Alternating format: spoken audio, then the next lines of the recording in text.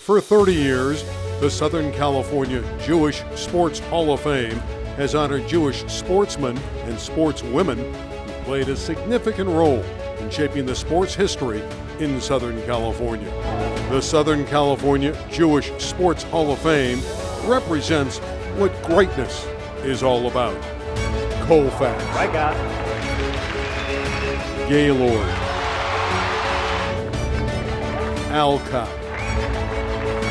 Spitz. Spitz is really going for it.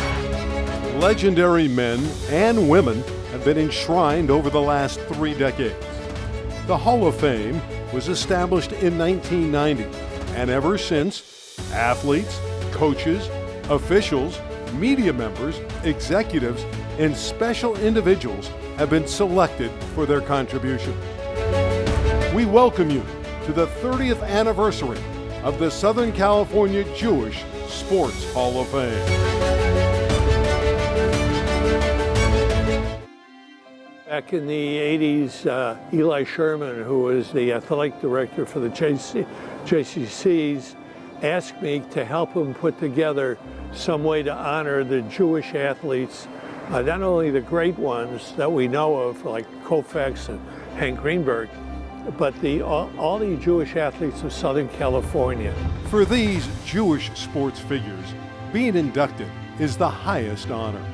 When I found out I got in the Southern California Sports Jewish Hall of Fame, it was a tremendous honor, something I was incredibly proud of. It made me reflect on my family history and heritage. It allows me to be an inspiration to young Jewish kids who don't have too many professional athletes to look up to say, hey, he was able to do it, and we have something in common. So hopefully it's something that's able to inspire and motivate the next generation. Well, it was a great honor. I mean, that they recognized me as an athlete and for my accomplishments. Growing up in Southern California, being an immigrant and coming to this country, and then having a lot of my success being here in LA area, it was just a tremendous honor to be inducted into the Hall of Fame and know that, you know, I'm part of the history of Jewish athletes that have achieved incredible success. Well, it was quite an honor to be inducted into the Southern California Jewish Sports Hall of Fame. That's where I'm from. I grew up in Los Angeles, and to be honored in such a way was really a wonderful experience. I really enjoyed it. It's a fun organization as far as honoring the best in Jewish sports. I think it gives people inspiration who don't really think Jews can accomplish anything in sports, whether it's on or off the field. When I got the nod to be honored, it really, really meant a lot. So I'm just very fortunate to be honored by my community. It's an exclusive club. Obviously, not everybody can be in that, so you really have to earn your way in.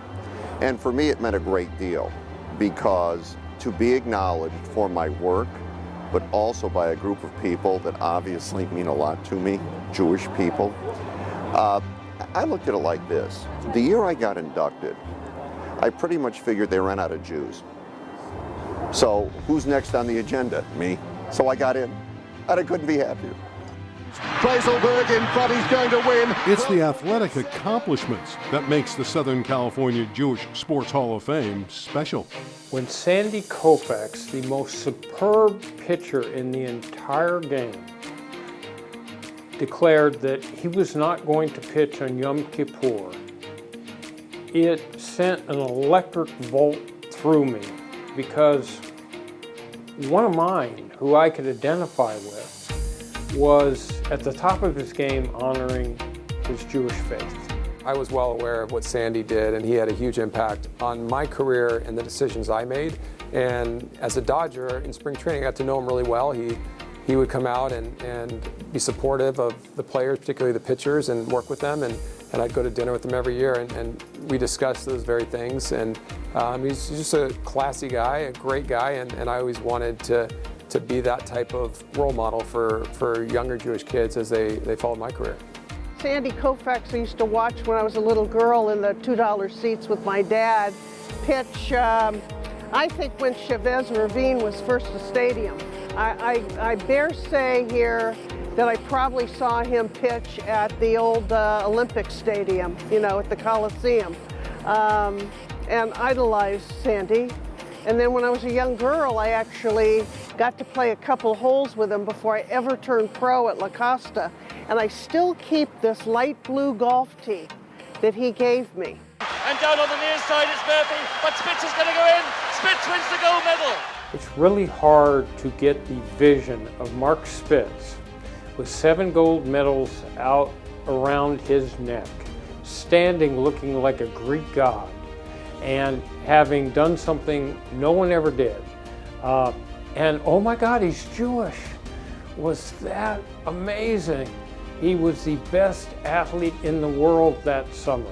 I just felt great that I was able to accomplish what I set out to do. I was always thinking about the next day's events because I had to go and prepare for the next day and still try to continue my winning ways. Reverse work now. The Olympics have come to Southern California, and a native son, Mitch Gaylord, comes back. He has the only perfect 10 in gymnastics. We upset China and Japan. We're so proud.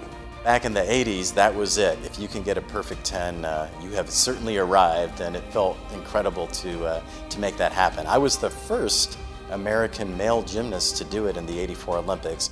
I don't want to diminish Mitch Gaylord. He's a perfect 10. He's got all his 10s. But the Southern California Jewish Sports Hall of Fame has the Jewish Jordan, okay? Jordan Farmar. I used to cover him at Taft High in Woodland Hills, and then he was at UCLA, took him to the Final Four. He was the engine on those teams. The men and women of the Hall of Fame are proud of their heritage. Never thought that after the Olympic Games I would have to be explaining my Judaism, but I'm proud to explain that that's my heritage, and it's been a part of my life. Growing up in Soviet Union, we didn't really practice religion, so I really became a proud Jew when I came to the United States. As I've gotten older, I traveled to Israel, I played in the Maccabi Games. I even have Shabbat dinner at my house. Like it's really grown, and my mom described it kind of as a time release capsule. That released. I'm much more Jewish now and appreciate it so much more now that I'm older. One of the things that stood out in the Torah is treat others like you want to be treated. And that made a huge impact on my whole life with my friends, the coaches I've been around, the teams I've played. Always to treat them the respect that you want them to treat you. And I pretty much lived my life like that, treating people the way I wanted to be treated. And it started when I was 7 in Temple. My parents were great people. You know, we went to synagogue, and you know, I'm very proud of my Jewish heritage. It was a lot of fun to be one of the few Jewish athletes that people rallied around. Located at the American Jewish University in Los Angeles, the Southern California Jewish Sports Hall of Fame has honored over 400 Jewish men and women. The Hall supports and promotes community and individuals in sports via the World Maccabi Games in Israel. There were 2 of us, Lenny Krayzelburg and I were both vice presidents of the organization that put together the Maccabi Games. The Hall has established the Alan Malamud Award. The Alan Malamud Award honors the great former columnist and sports editor of the Los Angeles Times and Herald Examiner. He was so great in his column days and also all the sports that he covered. And my job is to try and find the future Alan Malamuds of Southern California. What an amazing impact this Hall of Fame has made over the last 30 years. It's incredible it's been 30 years. So when you think of athletics in general, with all due respect, you really don't think of Jewish people, right? But if you consider the impact that the Jewish community and Jewish athletes have had in the world of sports, this absolutely symbolizes what that means. Future Jewish stars will come to the forefront in all sports and add to our already sterling list of inductees. Who may be the Hall's next iconic figure?